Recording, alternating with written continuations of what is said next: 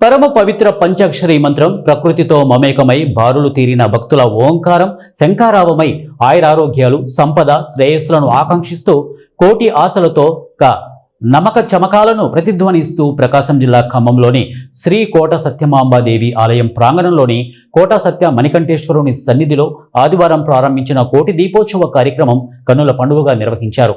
గత 5 సంవత్సరాలుగా ప్రతి కార్తీక మాసంలో నిర్వహిస్తున్న ఈ కోటి దీపోత్సవంలో భక్తులు వెలిగించే కోటి దీపకాంతులు కైలాస శిఖరం వరకు చేరాయన్నట్లు భక్తి భావనలు కాంతి తరంగా ప్రకాశమైనవి అలరారాయి.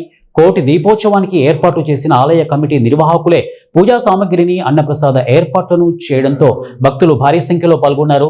భక్తుల మోముపై ముక్కంటి కోటి కాంతుల వెలుగులు ప్రసరించడంతో భక్త పారవశ్యంతో భక్తులు పులకించిపోయారు. ఈ కార్యక్రమంలో ఆలయ ధర్మకర్త కసెట్టి రమణస్వామి, ప్రధాన అర్చకులు ఆవుల వెంగళరావు, ఎన్ఎం శ్రీనివాసులు, ఒంగోలు భరత్ కుమార్ తదితరులు పాల్గొన్నారు.